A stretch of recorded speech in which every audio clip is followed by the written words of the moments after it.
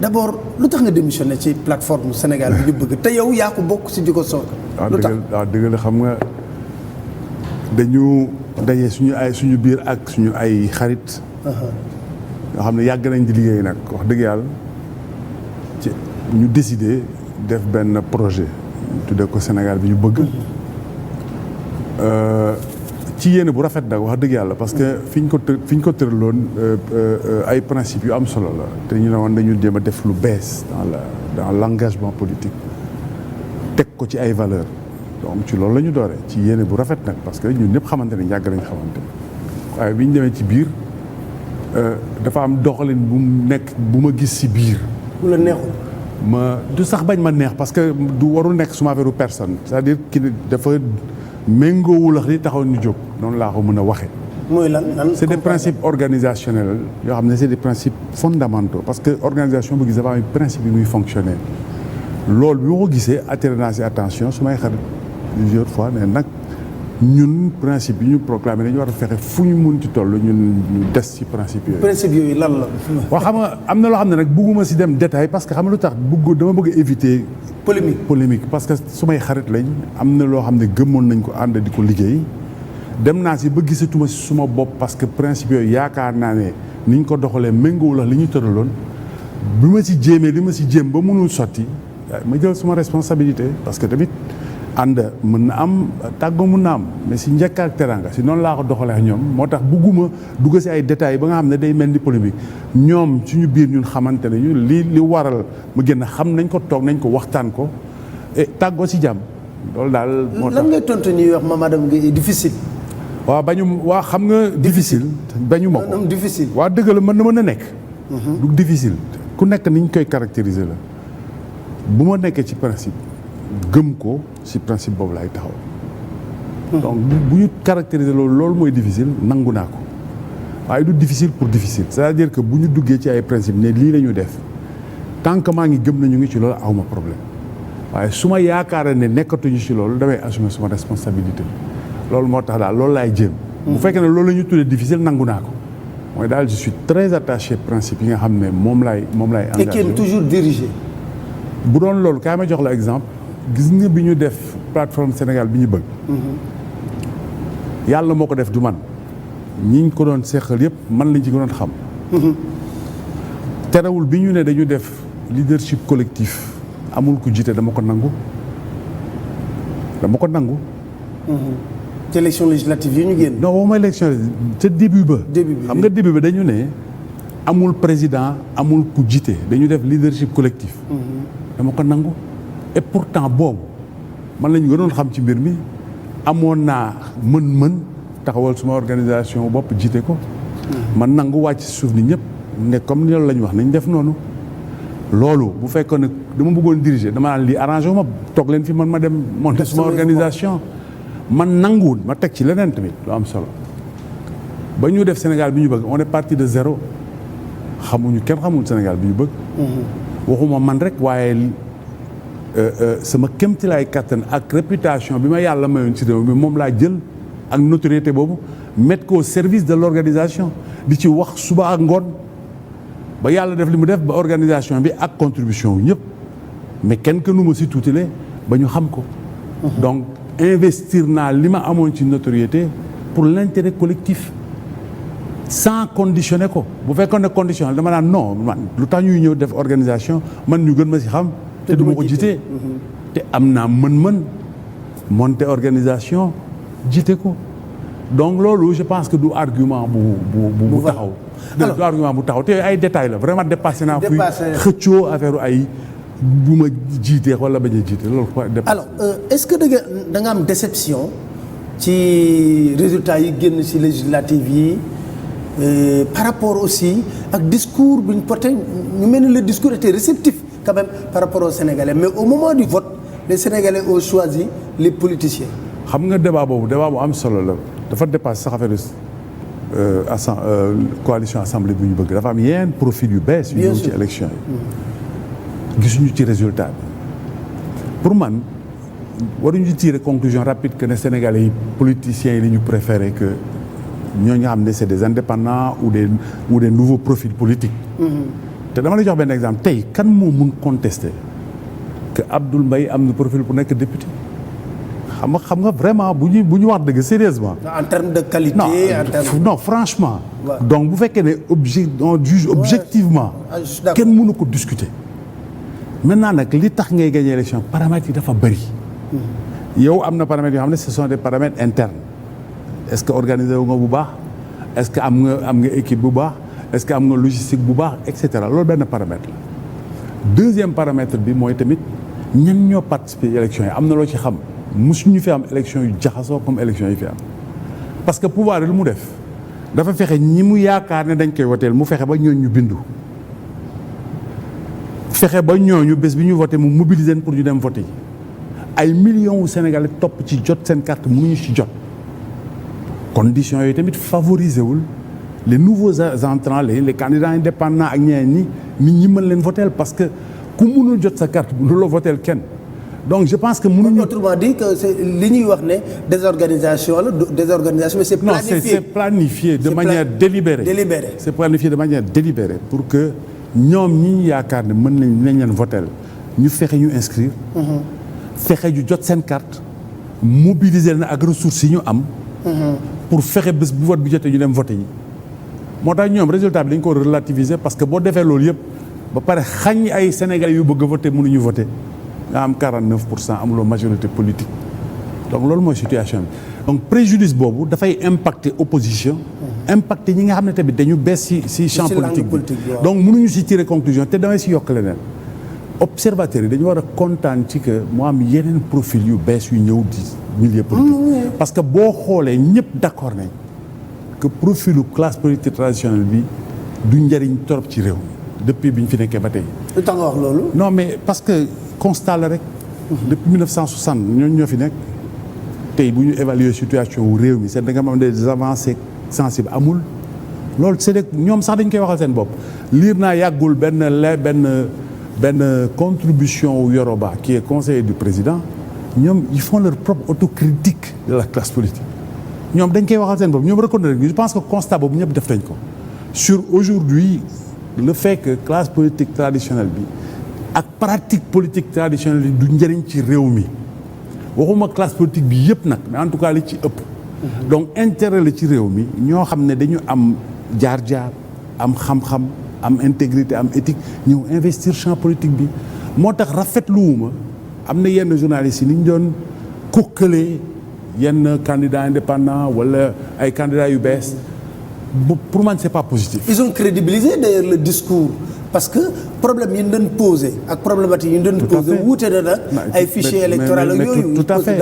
ay ñuy borom xam-xam bu mel ni Sonko ñëw indi ay xalaatam si domaine bu mu maîtriser Abdoul Mbaye kenn compétence am kenn waxu ko ak ñeneen damay joxe comme exemple parce que ñoom la ñu gën a xam ñooñu jaadu na intérêt réew mi la ñun profil yu mel noonu ñëw indi seen apport dans la vie politique avancé la donc ñooñu ku leen encouragé wu bu mu leen kokkali parce que seen apport dafa utile te ñëpp dañu war a kontaan pour le développement de la démocratie de notre pays que profil yu bees yooyu ñëw parce que am nañ lu ñu indil réew mi te jël ñëwuñu ñooñu tamit te lu am solo laa si yokk ñëwuñu jaakaare lépp si seen lépp ci politique li nga xam ne moo fi xew nga xam ne nit day dugg ci politique parce que dafa yaakaare am ci kiiwam teraangaam dañuy wax ne c'est le moyen le plus rapide pour ab ascension. loolu moo am. loolu c'est important. Donc on va nous poser beneen dem ci ça pose aussi la crédibilité de l'administration sénégalaise dans l'organisation du processus électoral bu ñu gisee failles. xam nga Pape Alé y a la question de la crédibilité bi dafa am benn principe bu gën a important bu ko sous-tendre. On doit avoir une administration républicaine. gëmuma ne loolu am na. il faut que nous. Tu penses que l'administration n'est pas républicaine. des na. lu tax. xam lu tax mu des dafa am benn xalaat bu nekk ci xelu fonctionnaire ou fonctionnaire yi dañu war a jàpp benn affaire te lu am solo la loolu. allégeance. maanaam genre mën nañu ko waxee ci jébbalu.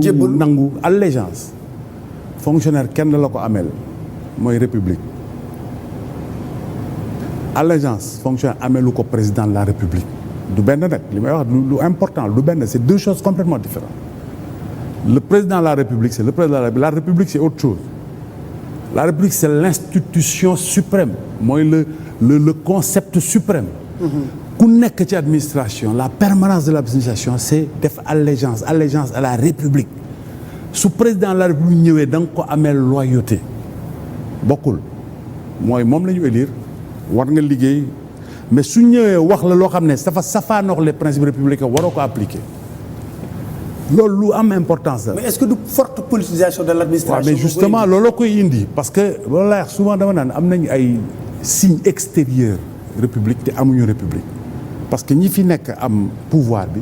ils font tout pour politiser l'administration pour ñoom li ñu bëgg ñu defal leen ko c'est-à-dire ñoom li ñu bëgg mooy seen intérêt politique.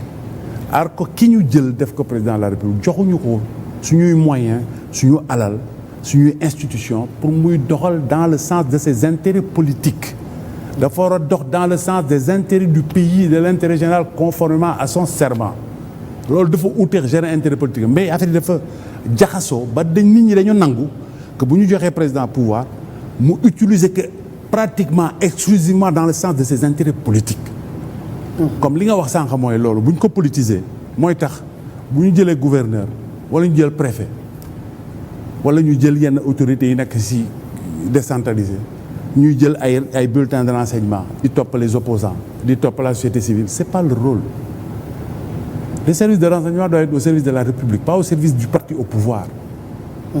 yooyu c'est gis nga yu sew yooyu mooy tax bu ñu ñëwee ba élection jot li nga doon wax sànq carence administrative politisation boobu. ak posture bi nga xam ne administration daf ko war a am te amu ko la plupart du temps pas tout le temps mooy indi situation yooyu. ba kon fonctionnaire fa mu toog dafa naan dama war a doxal mbir yi ba mu neex pouvoir bi fi nekk alors que loolu du rôle am dafa war a doxal mbir yi conformément à la loi et au règlement et aux principes républicains. kon yow d'accord nga ji revendiquer am un ministre de l'intérieur qui est non partisan. man d'accord naa sur le principe pas forcément ministre de l'intérieur parce que ministre de l'intérieur bu ñu nee ministre c'est un poste politique loolu nag dañ ko xam. te war nañ nangul kii moom mooy président de la République. mu désigner les gens sur la base de considérations politiques. loolu moom droit am la. gouvernement am ak ministre mi c'est des postes politiques même su fekkee ne loolu. taxul nga war jël ñoo xam ne amuñu compétence wala intégrité même si c'est des postes politiques. mais ay la yéwén war nañ am benn institution indépendante chargée des élections am ne du doon mën nañ ko génn ci ministère de l'intérieur. est-ce que fi mu nekk nii gëm nga Sénat. parce que Sénat a été décrédibilisé. Sénat mën a dafa pour man manqué na audace. manqué na audace c'est-à-dire am na lu mu def lu am njëriñ mais mën na gën a xarañ. ci sama gis-gis. mën na gën a xarañ sama gis-gis mais de toute façon kooku Sénat day superviser le processus là on est sur la question de l'organisation du processus avec les ressources le budget et tout ñu jox ko une autorité indépendante nga xam ne dañu voter budget aux élections jox ko mu liggéey ko et ça c'est du management ce n'est rien d'autre c'est du management c'est pas une responsabilité politique bu fekkee ne l'État est intégré honnête te li muy wax dëgg la ci ñoom warul am benn problème dañ koy voter jël une institution confier ko jox ko budget bi mu doxal ko ce n'est que du management. volonté politique ce n'est que du management du leneen du activité politique volonté politique rek la laaj. alors tey jii ñu ngi wax dialogue politique man su may dégg dialogue politique j'ai comme l'impression que suñu démocratie day régresser parce que quand même waroon nañ mën dépasser. c'est ça vraiment. gis nga Pape dañu war a à mon avis gis nga concept dafa am doole. dañu war a xalaataat concept yi. xam nga bu fekkee ne dañ ne dialogue politique dégg-dégg bi benn la toujours mooy non dëkk bi dafa xaw a kii président war na nangu toog a opposition ñu waxtaan ci dëkk bi processus électoral moom la ñu def depuis Diouf. Abdou Diouf ak Wade depuis Wade on a toujours fait ça taxul mbir yi avancé comme ni nga ko waxee war nañ dépasser loolu cadre normal dialogue politique assemblée nationale mais day fekk ñu normaliser relations yi entre pouvoir ak opposition. donc foofu mooy cadre dialogue politique normal mais loolu nag dafa am ay conditions lu tax mu war a mën a am damay wax ci dialogue politique ba waree wax la suma xalaat ci naka lañ mën a évoluer concept bi. dans le cadre du dialogue politique pour mën a nekk foog première responsabilité mooy pouvoir bi. pourquoi. parce que pouvoir bu bëggee di instaurer di am ñu mën a wax ak opposition am. dafa am conditions yi mu laaj. pouvoir bi warul suffisant. warul doylu boppam. pouvoir bi warul arrogant. pouvoir bi warul ñàkk a teggin opposition. boo ko defee mu neex la xëy di woo nit ñi pour ñu waxtaan duñ la wuyu. et sentiment boobu nga am ci pouvoir mais loolu moo am pouvoir bi de temps en temps ñu kokkali opposition bi wax leen wax yu ñàkk a teggin wala wan leen ne ñun ñoo fi nekk amu leen ci pexe non. arrogance loolu dañ ko war a évacuer bu ñu bëggee créer les conditions d'un dialogue politique.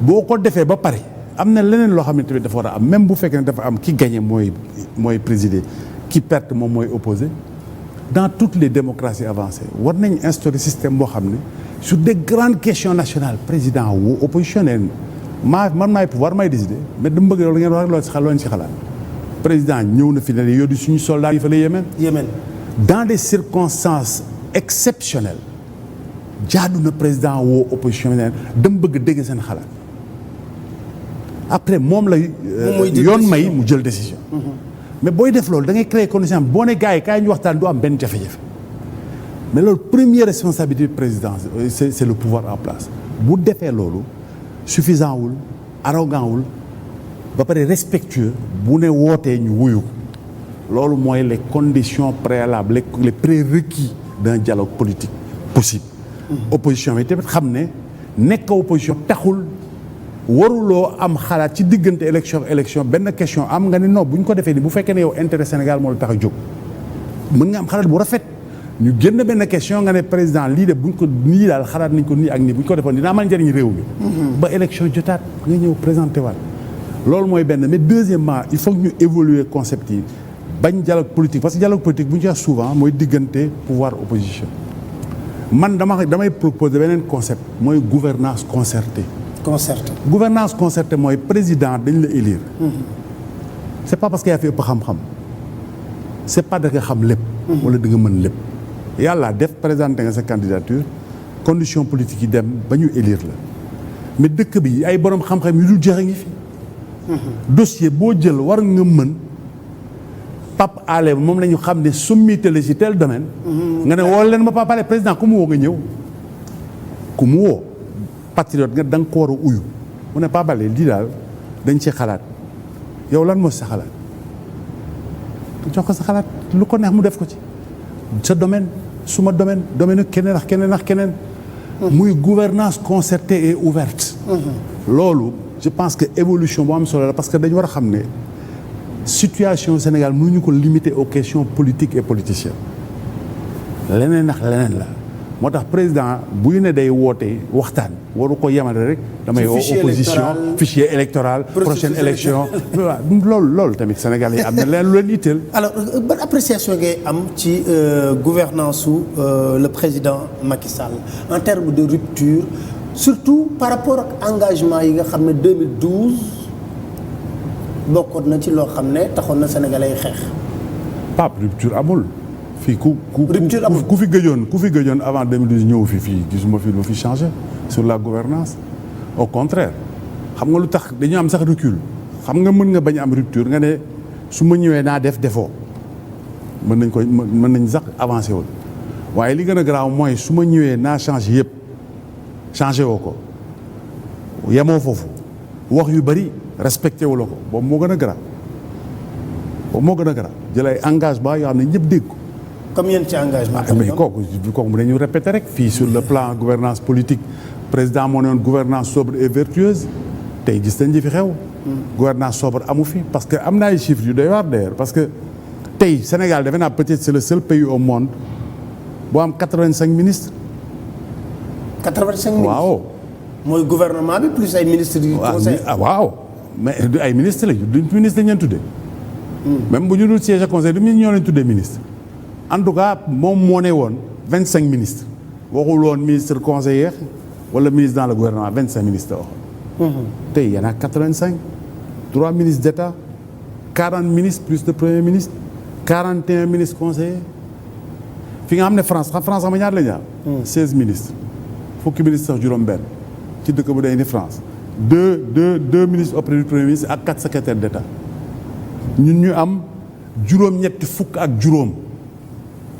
ci ay ministres yu siège gouvernement ak ministre conseiller jaaduwul boo nee 25 sax ñu ne dérapé na tuuti dem nañ 30 ak kii waaye ku jóg buñ la et puis dañuy wax lu leer président la yàlla may la yoon may muy désigner ministre mais bu la fa dindee c'est que am na lu tax mu dindee waaye ku ñu dindi fii jël la dugal la ministre conseiller parce que dañu bëgg état bi jël ci budget di la jox ngay dund pour des raisons politiciennes.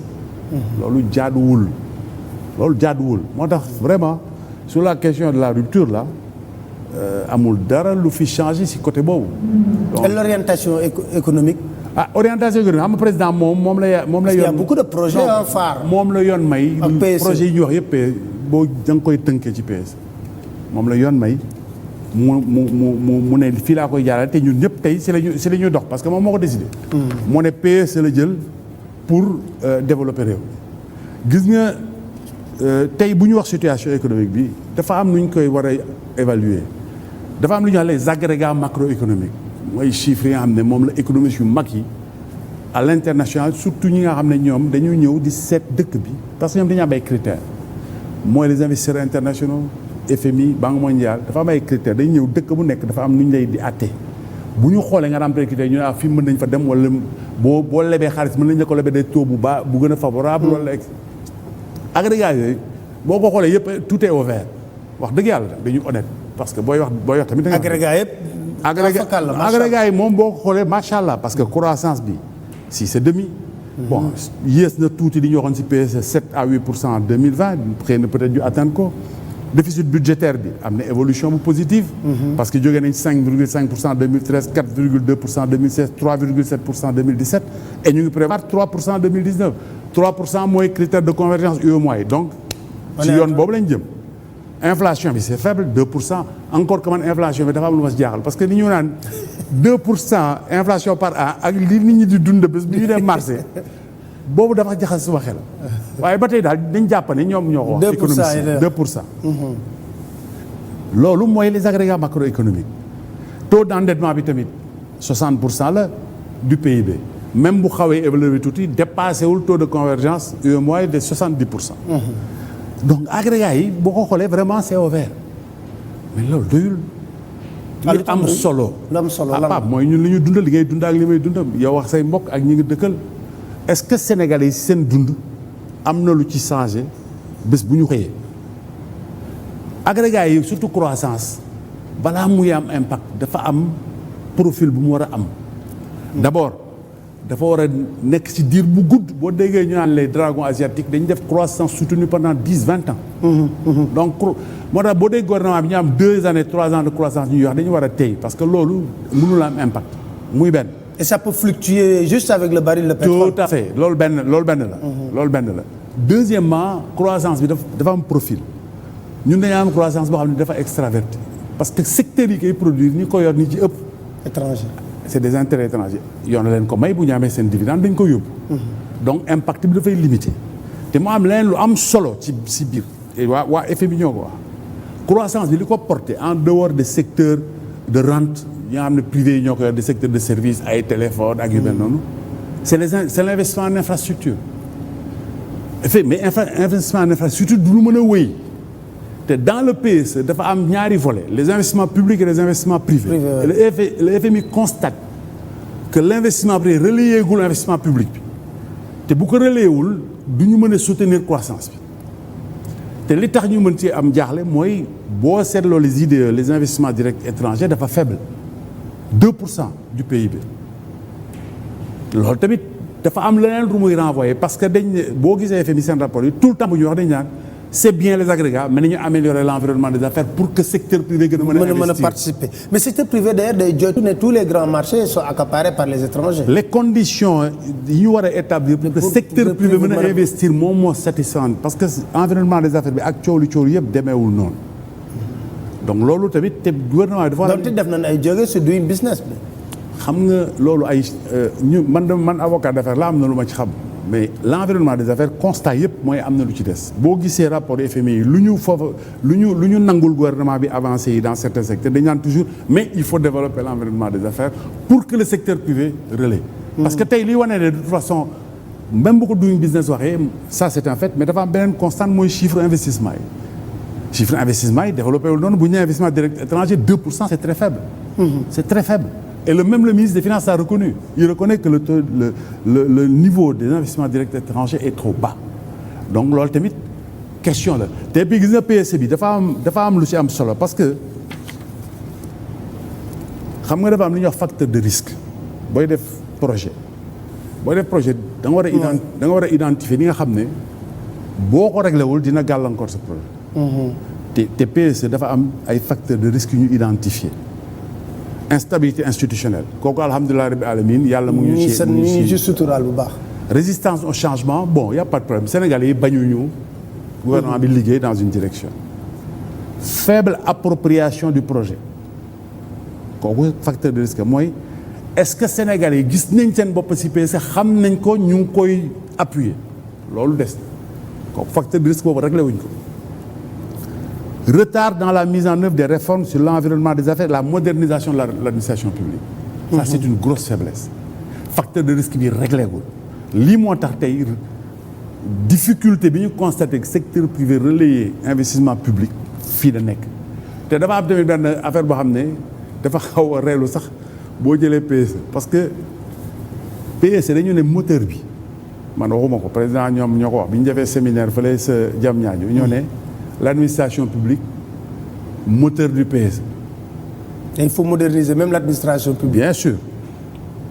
Ñu lancé PSE 2014 teg ci 2015 2016 ba 2017 ñu nekk ci réforme administration mooy oto ba dem na te moteur bi ba tey ma nga ca garage bi loolu tamit war nañ ci bàyyi xel. te lu am solo la tant que réglé wuñu la question de l'administration. dina jafe PSE bi liñ ci yaakaar ñu am ko ci te loolu ba léegi réglé gul te malgré tout dañu lancé PSE te tamit ñuy xaar dara ci gouvernement bi parce que dañu def plan d'action prioritaire 2014 2018 2017 lañ nekk benn naata ci des te plan d'action prioritaire bi dafa amoon ay objectifs yu am solo te yaakaaruma ne jege nañ ko parce que plan d'action prioritaire bi dafa amoon li mu doon viser mooy transformation structurelle de l'économie et croissance bi ba baax na quand même waaw. mais transformation structurelle de l'économie man gisuma fi lu fi changer substantiellement au niveau de l'économie. Capital humain, protection sociale, développement durable. Deuxième. Troisième objectif, gouvernance, institution, paix et sécurité.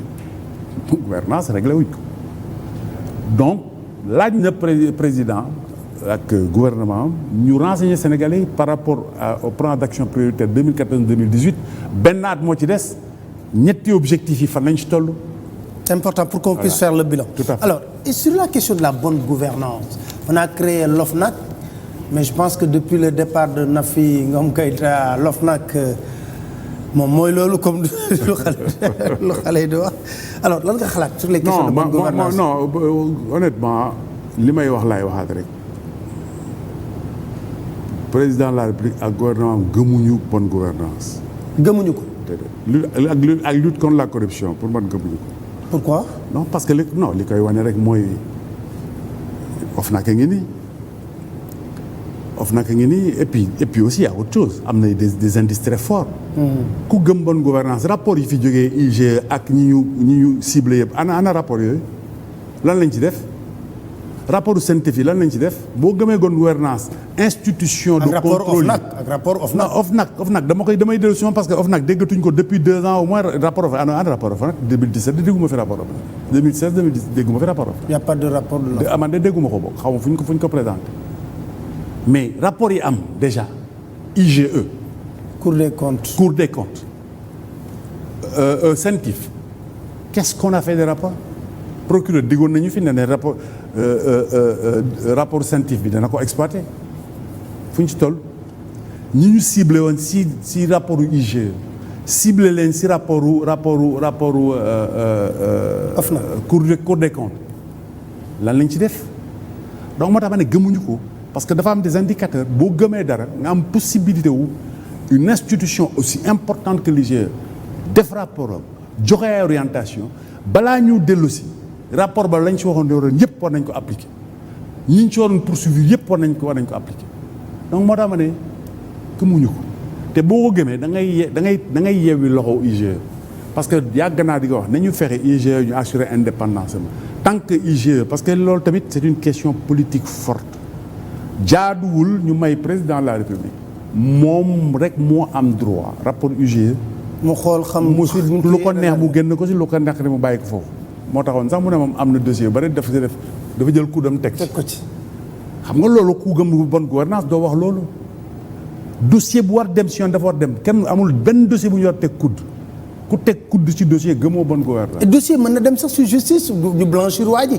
c'est possible. c'est-à-dire ku nekk na xam fa sa capacité yem yow gouvernant exécutif nga jox nañ la rapport am na lu mu signalé nañ jaarale rapport fa mu war jaar nga bàyyi justice ñu doxal ko jaarale ko fa mu war jaar mais waruloo pouvoir boobu sax la ñu war a dindi dama gisul lu tax ñu war a may président Papa Alé cité nañ ko ci rapport bi suma militant la duñ ko poursuivre Demba cité nañ ko ci rapport bi du suma militant ñu topp ko fu ñu ko teg sénégalais yi dañ war a yem loolu kii la clientélisme politique la pouvoir boobu dañ ko war a dindi c'est antidémocratique c'est anti-économique.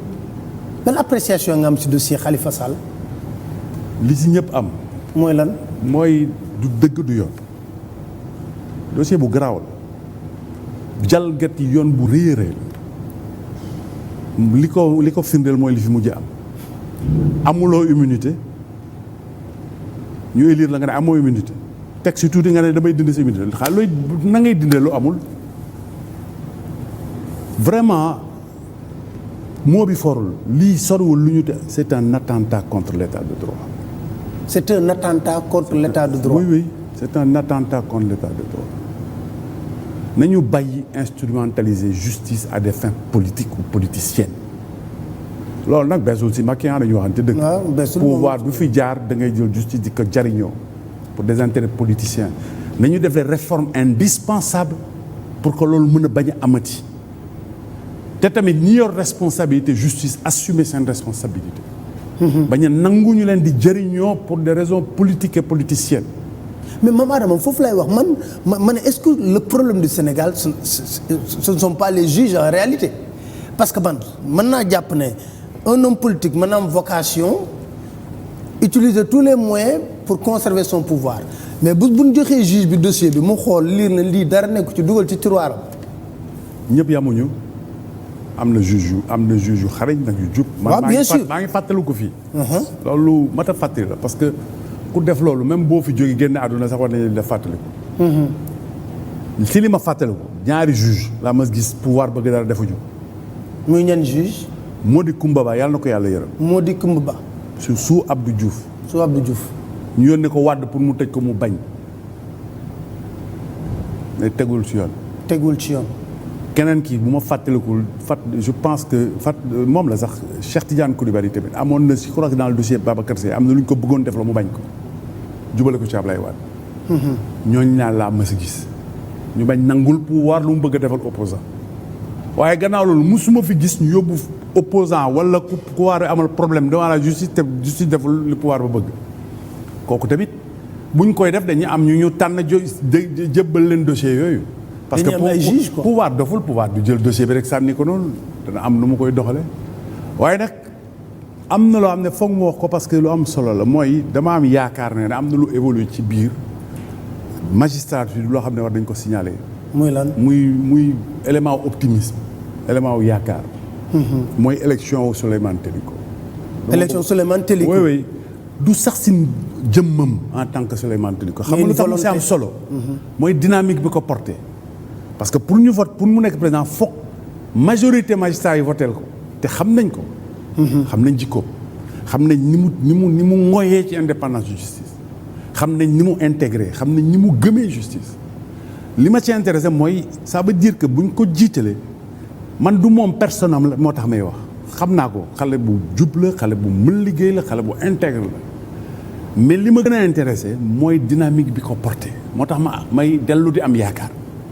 ci affaire indépendance justice mais loolu rek mënu ko régler parce que magistrature benn wàll la justice bi dañu war a xam dayoom ci réew boo ko réglé wul réew bi du dem. maa ngi koy wax depuis ñaar fukki at ak juróom lu nekk fekk na ko ci dama koy dellu di ko wax président am na lu mu ci gisoon ba yónni ministre Sidiki Kaba mu dem si bâtonnier Ahmed Ba ne ko dinañ convoquer les assises de la justice lépp dañ ko discuter danañ ko convoquer avril 2017. weesu na loolu. ah ça fait 7 mois dama koy fàttali président de la république di ko fàttali solo mbir moomu parce que foog ñi seq ñi ŋànk justice yëpp ñëw toog ñu waxtaanee mbiru justice. génn vision boo xam ne buñ ko defee justice bi dana dellu fa mu war a nekk pour amal njëriñ réew mi muy avocat di magistrat di état di secteur privé di société civile di organisation droit de l'homme ñëpp toog ñu waxtaan ko pour mbir ñi mën a évoluer dans le sens des intérêts du Sénégal. C'est important. Merci beaucoup Mame Adama Gueye.